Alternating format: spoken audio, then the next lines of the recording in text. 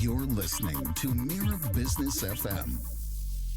It's the Morning Drive. My name's Tim Elliott, and we have been talking real estate. Mario Volpi was here from Allegiance Real Estate. He's back next Wednesday morning. Right now, just after 10 past 10, Justine Dampt is with me. She is the co-founder of Shake Your Plants, or SYP, which I guess, Justine, means sip.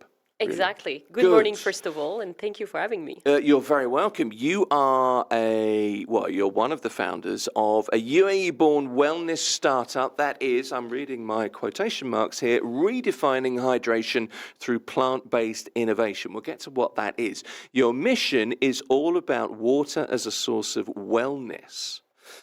These are lofty ideals. These are grand plans, aren't they? Exactly. So what does that mean? That's your question, right? It kind of is. So we like to say that we put wellness in the water you drink every single day. And the way we do it is a very simple sachet that you can carry with you everywhere. It's a powder format that you add in your bottle of water, in a nutshell. Good. Well, I mean, all of us carry water now. The water bottle has kind of taken over the world. Everybody seems to have one in a backpack, generally speaking. So it's the natural next step. The thing with water is, I know it's the ultimate hydration tool. It just doesn't taste as good as, fruity drinks, does it? Well, that's the first thing. Second, to bounce back to what you were saying, I do think that shipping water everywhere in the world is kind of like an old idea. So if you think about it, we are shipping waters in bottle of plastics everywhere in the world. Like, I know it's part of our daily routine, but like if you think about it, isn't it kind of crazy to do that?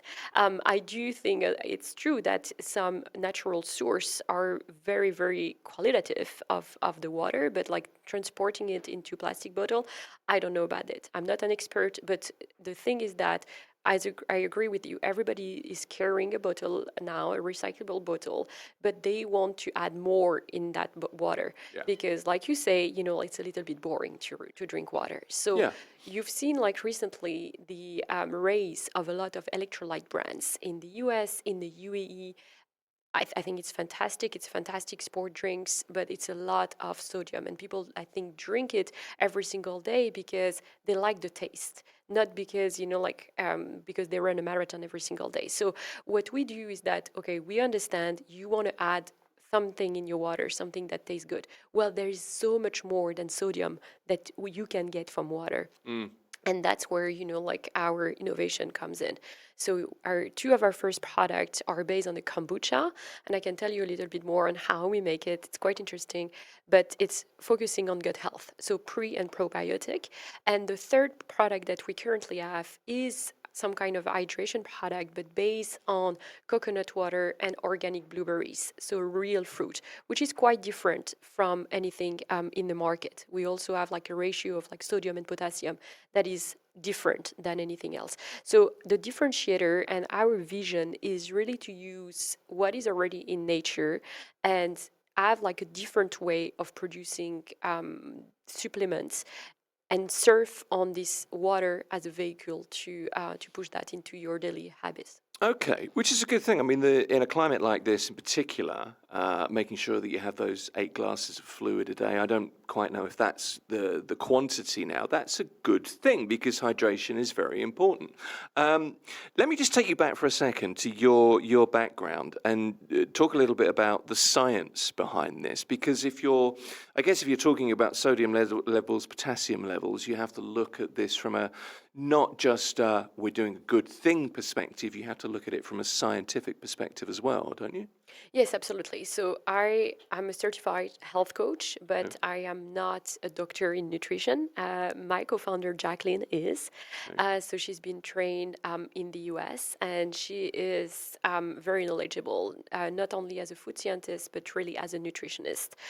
So in the past, we were formulating our product with nutritionists and food scientists, but now we really have like a co-founder. She joined us a few months ago to really take our products to the next level, and the pipeline of products that we're launching as well in a very new direction. So she is really like the scientist and the science kind of voice behind, like everything we do. Well, that gives the whole idea, the whole premise, I guess, the credibility that you're moving forward with best interests in mind, which I think is a good thing to hear.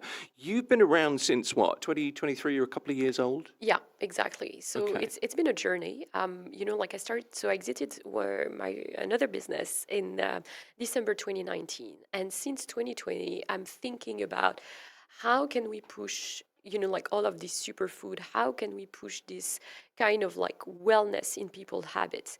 You see, like all the modern health crises come from basically what people don't do every single day. All these little small things that everybody knows they should be doing, like sleep better and eat better, and less sugar and more water and less vegetables, basically. Yeah. And these small little things all piles up and build, like the modern health crisis of like cancer and Alzheimer and like all of those things. So recently, there's more and more studies that shows a link between those little small steps that we do every day, which is called wellness. And I was thinking, like, how do we push that in something that people do every single day? And water is the vehicle, I think, to do it. But to push people to do it, it has to taste good, right? Sure. So, we put like a big emphasis on the taste, on the flavors, and on the sourcing of the ingredients. Because you've got a lot of different supplement or a lot of different brands that just go to a manufacturer and just say, okay, I'm a marketing machine. Please just build a product for me, and then I'm going to deploy product A, product B, product C according to what you have ready. And then, I'm going to focus on the sales and on the marketing. We have another approach. We are really trying to produce our product in a different way. So these products are produced, like the first product, the kombucha, is produced in the mountain of Taiwan, in the Alishan mountain. So where we have a tea plantation, it's a family business run. We harvest the tea, and then, when this is done, they harvest it 4 times a year. It goes to a facility where the kombucha is brewed. It's brewed with sugar and what we call the SCOBY. Most of the time, they call it in China the mushroom tea because it's a fermented tea. And then that moves to another facility where, it's spray dry and basically turn the liquid kombucha into powder. So this is an example of like how we do it. It's not something that is purchased in Alibaba online, and then we just you have like add your logo here, and Sure. it's there is a lot of research. The fermentation of the kombucha tea, the SCOBY, is giving back as fertilizer to the tea plantation. So we really try to produce in a more conscious way, and also to encourage people to therefore use more conscious way water in their bottle and not plastic and all of that. So this is really kind of like the source of everything we do. And the same way, the second product, the hydration, is produced in the UK because that's where we were able to find organic blueberries. So we go where the expertise is and also where the raw materials are the best. So it's very far from being a marketing machine that just partner up with a facility. It's amazing. So you're sourcing from Taiwan, and there's a whole process in that. You've had to go to the UK for organic blackberries. That's a process and a half. So that's why you say we launched in 2023. Yes, officially we launched in October 2023. Okay. Before that, it's been like kind of 3 years of trial and error, working with different manufacturing facilities, not reaching, the product we wanted. In 2022, July 2022, we were ready to launch 2 products with a manufacturer based in Germany. And we had to recall 80,000 sachets For what? because the powder crystallized like 1 week before the Really? launch. We realized that all the powder were crystallized in the sachets. So it's been an entire roller coaster of trial and error. So to answer your questions, yes, we're a couple of years old, but I feel I've been working on this project for like 5 years. You've been working on this since COVID, haven't you? It's 2020. It's been on my mind since COVID on what format, what flavors, what products. It's been like a journey on sourcing the ingredients, sourcing the right manufacturing partners to work with us. Is that because, and this is a slightly more personal question, I guess, but is it because, not just because water is clearly a business, wellness is clearly a business, and if you could bring those together, it's a great business idea. Is it a more personal thing to you? Is it something that you feel quite strongly about? In terms of values, yes, like we from day one we were like part of 1% for the planet, where we give back 1% of our revenues into a better kind of like to build a better place, like as cheesy as it sounds. But like the initiatives of 1% of the planet are focusing on cleaning nature, beaches, forests. They're focusing on initiatives that kind of regenerate forest also. So it's really part of who we are as founders, to believe in like, I don't see the point of producing a product that is just another product. And yes, we have a format that is a sachet, but like the sachets are actually 1% of the plastic of a single-use bottle of plastic. So, like it's a modern format, but still like it's part of like who we are as personal founders. Most of us are mostly plant-based. Most of us are adopting some kind of conscious lifestyle, like using less plastic at home. So it's really part of who we are as founder, how we consume, how we eat, and how we raise our kids. Yes. Can I just make an observation? And I don't know if I'm speaking out of turn. And tell me, look, I'm a big boy. Tell me if I'm talking nonsense. But I'm looking at the packaging now, and it's I love the colours. The pink into the, I don't know, kind of a luminous lime almost. Lemon lime, yeah. It's kind of an orange lime there as well. It's reminiscent, though, of products that you would see pharmaceutically. There's kind of a pharmaceutical design element there. Am I speaking out of turn, or is that a conscious decision? Well, it's funny you say that, because we never saw it. We thought it was quite playful, actually, but that's a feedback that we got a lot. Colourfully, it is playful, but Yeah. you could see it, and you'll see this on the camera. You could see that on the shelves of a pharmacy. Not that this is a pharmaceutical product, but you could see it stacked. Yeah, that way. it's we got this feedback a lot, and actually we recently added a more I would say flavor appealing kind of drawing here. So we have like now a drawing of a grapefruit, and here drawing of a pomegranate, because we realized that there was a feedback that people were saying like, we don't feel that we want that is going to be a delicious product. And like for people to drink it every single day, they need to know that actually it tastes good. It's not just like another kind of like sport drink that's super sweet, that tastes like very artificial. So we actually change it as we enter into retail at Spinneys and Waitrose. We made that change. So this is like, this is my kind of old packaging. That shows also that there's almost not one batch of production that we are not improving. Like we very much listening to all the feedback that we have. We try to be super close with our consumers, and like most of the time, like we will check every single day, like what's the feedback, what's the rating, and like we will contact people on Instagram or by email. We even sometimes call our consumers, say, hey, like we heard that you had a concern about this ingredient, or like sometimes it's just like about explaining why we do that, because we're very transparent. So we write every single thing, but there's so much noise that sometimes people get confused. I mean, this is all part of the evolution of the business anyway, isn't it? It looks and it kind of screams healthy to me. When I look at that packaging, I think, oh, that's probably good for me. I just have the feeling that it probably is. So that's a thing. You should try one in your water, actually. I should do, actually. Well, look, thank you. What's that? This is a pomegranate kombucha. Yes. Would you prefer the grapefruit? I don't know. I'd probably mix them up and go with the flow. To be honest with you, just to see. I had to mess with the space-time continuum. Well, look, thank you. I'll try that in a moment. But look, let me ask you about a little bit more about the business and how you grow the business and how you go forward. I know that you've successfully closed 2 rounds of seed of funding, a pre-seed and a seed round. What can you tell me about what you've done, where you are, and where you're going business-wise? So we originally did a round of pre-seed with different business angels, people investing in better for you food, people investing in better for the planet kind of project and startups that allow us to launch an MVP and really work on the formulation of our product.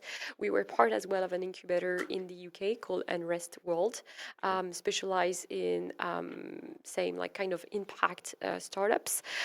So that did allow us to do that. And then recently this summer we closed we closed a seed round led by Mira from Shark Tank. So all the numbers are on the TV show. So if you wish to know more about that, watch us on the Shark Tank. That's on YouTube for sure. It's on YouTube, exactly. That was, by the way, such a great experience. Like it's kind of nerve-wracking. It's overwhelming. Do you know, I want to ask you about that. I mean, I know that you've won an Innovation Startup Award, FMCG Startup of the Year Award. You joined the Spinneys Incubator Program. You featured on Shark Tank. But as is always the case, Shark Tank kind of trumps everything. There's that fascination with it. What was it like? What was it like in terms of pressure? Because the time flies by, doesn't it, when you do that pitch? Well, yes and no, because, like when you're in front of the judge, you're like, oh my God, like, how long would that be? Because what you see online is probably, I don't know, like a 12, 15 minutes episode. I'm not quite sure. But like you need to think that we were there for like an entire day almost, like you there for like a number of hours and then you're on stage for like maybe an hour or so. Really? So, like it's kind of because they cut and, like we said like a lot of other things and, like they're focusing on the main points, right? So, first of all, they gave us a date and I was at that time 9 months pregnant and I was like afraid. I was like, with the pressure, like being on stage, I just feel like I don't want to be like 9 months pregnant on stage. Like imagine like, I don't know, something happened, like my water breaks or something, I was going to say, do that. But a cynic would say that would get you some sympathy, so could help. Well, I was like, please, can you schedule us, like at the very last. So we were the last startup. Right. To record basically, and that allowed me to give birth, and then like to give me 2 weeks. So my baby was 2 weeks old when we were like on stage. So my husband came, the nanny came, everybody was like like mobilized, and I was getting ready because you need to build like all of your set. So they help you, but like it's kind of your responsibility to bring all the product, to make it look nice. They're very good. They really guide you on how to do it, but it's on you. And then when everything is ready, they are in charge of like moving that very quickly on set. So we were there, I was doing my hair, breastfeeding, giving back the baby, trying to prepare the samples, going back, breastfeeding. So that was like such an experience. And then everything goes kind of quick and long in the same time because first of all you have the music and the doors open and you enter and like it's like and then you prepare your text and suddenly like one of us choked and we could not like remember what we were like, but thankfully the judge the sharks were amazing and really they really believed in our project. So we got 3 offers and they were very kind and we're very, very proud to be now partner with Amira Sajwani. I know it's on YouTube, but just tell us what did Amira Sajwani offer you? Just for the record, really. So what I can say is that we got a part of cash, and the most important part is actually a 2 million a 2 million interest-free line of credit, and that makes all the difference for us. And so would that be for many businesses in the UAE, because as a small business, you don't really have access to loan from banks. You don't really have access to short-time financing from different institutions because you just don't have like that exists, but for a little bit more mature companies. So you start to have like 2-3 million dirhams revenue, then you have like different options. But below that, like, okay, you have a bit of traction, you've got an MVP, but yet, you don't have that many options for financing. And in my case, I've got a lead time of 10 weeks. And the MOQ of my product is quite large. Like every time we do a production, it's around like 100,000 products. Right. So it requires some kind of working capital. So I think she was absolutely. Mira Sajwani was absolutely spot on what really SIP needed, and that made all the difference for us. And I think, by the way, that the larger, like kind of a global conversation, I think it would be interesting to speak about this line of credit and like invoice financing solution for startups or small and medium companies in the UAE, because that's, I think, where to grow this segment, that's where like the country should be going. That's a familiar issue, isn't it? It's an issue with lots of entrepreneurs here. I've heard that argument many times, and it's a situation where you are offered that little bit of breathing space when you need it, and that ability to look forward and project forwards as well, isn't it? It allows you that. You're entering a new phase of growth. I read the press releases. New Chief Innovation Officer, you mentioned earlier on. We've got a minute or two left, but what will the new Chief Innovation Officer bring to the business as it stands now? So Jacqueline has personally a fantastic network. She's based in Singapore, so with experience in the US. So that's open, both that open up doors, and we always saw SIP as a global company. Of course, our focus and marketing budget is focusing on the UAE, but we have a presence in the UK from like our participation in the incubation program in the UK. We always like imagine that we can produce everywhere in the world. So we're now very proud to partner with a very famous doctor in the US on our next product that will be launched in the US and in the UAE.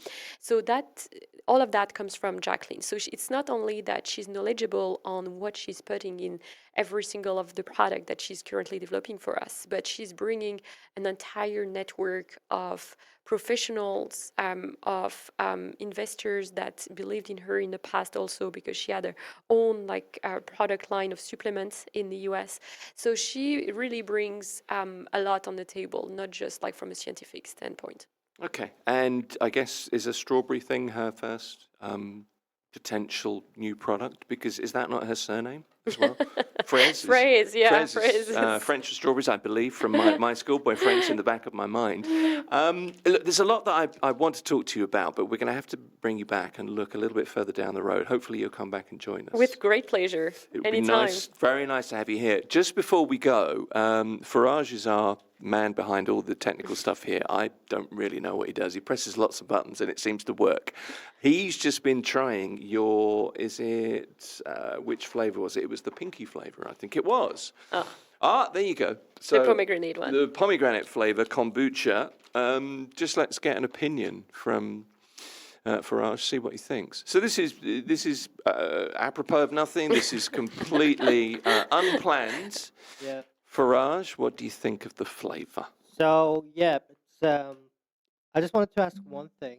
Is it like a supplement for like electrolytes as well? So yeah, it's a good question. So electrolyte is basically minerals, sodium, potassium, magnesium. This product is focusing on the gut health. Gut health is where 70% of your immune system resides. So a happy gut is usually, like source of like a happy life. Like what you see is like a better skin, is less bloating, but really it's having like an unbalanced microbiome is really giving an open door to all kind of like inflammation that can lead to like further health issues in the future. So that's why we launched this product. So to answer your question, it's pre and probiotic. It's not a supplement as such, but it's a nice add-on. The same way that you would not have all of your protein from a protein bar or a protein shake in your life, but like it's a nice add-on to have on your in your routine. So yeah, that's what it is. But tell us about the taste. Yeah, that's the key, the taste. Tell us about the taste. Tastes incredible. I like it. Tastes incredible. There you go. That's a glowing recommendation, I think. Do you know, I really enjoyed talking to you. I knew nothing about the topic at all.